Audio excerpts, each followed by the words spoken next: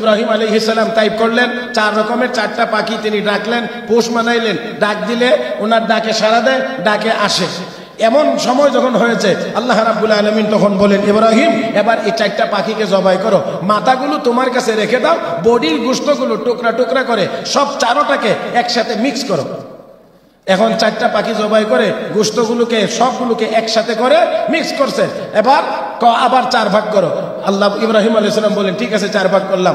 এবার পাহাড়ের উপরে রেখে দাও, 4টা পাহাড়ের উপরে। চাই সাইয়্যিদানা হযরত ইব্রাহিম আলাইহিস সালাতু ওয়াস সালাম আল্লাহ রাব্বুল আলামিনকে বললেন, রব্বি আরিনি কাইফা তুহয়িল মাউতা, আল্লাহ মৃতকে কেমনে জিন্দা করবা একটু দেখায় দাও না। কে বলছেন, কাকে বলছেন? ইব্রাহিম আলাইহিস সালাম আল্লাহকে বলছেন যে আল্লাহ মৃতকে কেমন করে জিন্দা করবা একটু দেখায় দাও না। আল্লাহ প্রশ্ন করেন, আওয়ালাম তুমিন, ইব্রাহিম তুমি কি বিশ্বাস করো না যে আমি মৃতকে জীবিত করতে পারবো? ক্বালা বালা, ইব্রাহিম আলাইহিস সালাম বলেন যে আল্লাহ হ্যাঁ অবশ্যই বিশ্বাস করি, তবে ওয়ালাকিন লিয়াতমাইন্না কলবি, মনের প্রশান্তির জন্য, চোখে দেখলে মনটা একটু ভালো হইতো। আল্লাহ কই এরকম নেই? বলে হ্যাঁ। ঠিক আছে, তাহলে 4 রকমের 4টা পাখি ধরো, 4টা পাখিকে পোষ মানাও, তুমি ডাক দিলে যেন তোমার ডাকে সাড়া দেয়, তোমার কাছে যেন আসে। এমন করে 4টা পাখিকে পোষ মানাও। হযরত ইব্রাহিম আলাইহিস সালাম টাইপ করলেন, 4 রকমের 4টা পাখি তিনি ডাকলেন, পোষ মানাইলেন, ডাক দিলে ওনার ডাকে সাড়া দেয়, ডাকে আসে। এমন সময় যখন হয়েছে আল্লাহ রাব্বুল আলামিন তখন বলেন, ইব্রাহিম এবার এই 4টা পাখিকে জবাই করো, মাথাগুলো তোমার কাছে রেখে দাও, বডির গোশতগুলো টুকরা টুকরা করে সব 4টাকে একসাথে মিক্স করো। এখন 4টা পাখি জবাই করে গোশতগুলোকে সবগুলোকে একসাথে করে মিক্স করছে। এবার আবার 4 ভাগ করো। আল্লাহ ইব্রাহিম আলাইহিস সালাম বলেন, ঠিক আছে 4 ভাগ করলাম। এবার পাহাড়ের উপরে রেখে দাও, 4টা পাহাড়ের উপরে, 4 পাহাড়ের উপরে রেখে দাও। এখন আপনারা বলেন 4 ভাগ করে যে 4 পাহাড়ের উপরে 4 অংশ রাখা হয়েছে, এক এক অংশে স্বতন্ত্রভাবে এক একটা পাখির গোশত সব চলে গেছে সেখানে, হ্যাঁ? নাকি 4টা পাখির গোশত এই প্রত্যেক অংশে আছে? প্রত্যেক অংশে। তাহলে প্রত্যেক পাহাড়ের উপরেই 4টা পাখির গোশত আছে। তারপরে কি করব? রব্বে কারীম বলেন, সুম্মা দুহুন্না, অতঃপর ইব্রাহিম তুমি পাখির নাম ধরে ধরে ডাক দাও। পাখি জিন্দা না মুর্দা? হ্যাঁ, আস্তা আছে না টুকরা টুকরা? এক জায়গায় আছে না 4 জায়গায়?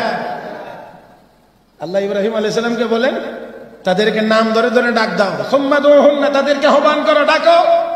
ইব্রাহিম আলাইহিস সালাম জবাই করলেন, গোশতগুলোকে একসাথে করলেন, এরপরে আবার মিলাইয়া 4 ভাগ করলেন, 4 পাহাড়ে রাখলেন, মাথাগুলো ওনার সামনে। অতঃপর তিনি ডাক দিলেন। রব্বে কারীম বলেন, ও ইব্রাহিম তুমি ডাক দিবা, সুম্মা দুহুন্না ইয়াতিনাকা সায়া, তাকিয়ে দেখবে মাথা সারা বাকি দেহটা তোমার ডাকের সাথে সাথে দেহটা তৈরি হয়ে ওই দেহটা মাথা সারা তোমার দিকে দৌড়িয়ে আসতেছে। আচ্ছা বলেন তো, ডাক দিতে সময় লাগে কতক্ষণ? হ্যাঁ, ধরেন না একটা পাখির নাম বক, কথার কথা বলছি।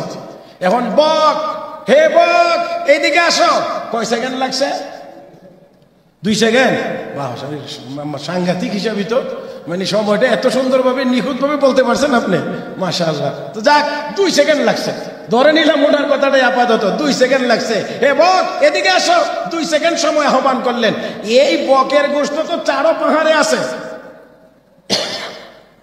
সেই 4 পাহাড় থেকে আমার আল্লাহ এই 2 সেকেন্ড সময়ের মধ্যে ওই গোশতগুলোকে একত্রিত করে পুরা দেহটা আবার তৈরি করে ইব্রাহিম নবীর এই আহ্বানের 2 সেকেন্ড সময়ের মধ্যে ইব্রাহিম নবীর দিকে ওই পাখিটাকে দৌড়াইয়া পাঠাইয়া দিয়েছেন। এখন কথা হলো, পাখি উড়াল দিয়ে আসে, পাখি দৌড়িয়ে আসে না। পাখির বৈশিষ্ট্য দৌড়ানো না, পাখির বৈশিষ্ট্য হ্যাঁ একটা আছে উট পাখি, সুবিধাবাদ। হ্যাঁ, সুবিধাবাদী একটা আছে না উট পাখি, যেটাকে বললে যদি পাখি তো উড়াল দেয়, কারণ আমি উঠ, তো বোঝা নেই আমি পাখি। তো পাখির বৈশিষ্ট্য হলো উড়াল দেওয়া, কিন্তু আল্লাহ কই আতিনাকা সায়া, তোমার কাছে আসবে দৌড়ে। মুফাসসিরিন ইকরাম লেখেন অনেক সময় উড়াল দিয়ে যদি পাখি আসে এটা অনেক দ্রুত গতিতে চলে আসে। হইতে পারে যদি ডাক দেয় ওই পাহাড়ের উপরেরটা না এসে অন্য কোনোটা যদি চলে আসে, এজন্য আল্লাহ কয় ইব্রাহিম চাইলে আমি উড়ালেও নিতে পারি, কিন্তু নেব না। এই জন্য সন্দেহের কোনো অংশ যেন বাকি না থাকে। তুমি ডাক দিবে, তাকায় দেখবা পাহাড়ের দিক থেকে মাথা ছাড়া শুধু দেহটা, পাখির দেহটা দৌড়িয়ে তোমার কাছে আসতেছে। ইব্রাহিম আলাইহিস সালাম তা দেখলেন, ডাক দিলেন, পাখি দৌড়িয়ে এসে মাথা সারা বডি এবার মাথার সাথে ফিটিং হয়ে পূর্ণ পাখি হয়ে গিয়েছে। যেই আল্লাহ এমনটা পারেন, সেই আল্লাহ আবার আমাকে আপনাকে কবর থেকে জীবিত করতে পারবেন কি পারবেন না? হ্যাঁ, সন্দেহ আছে?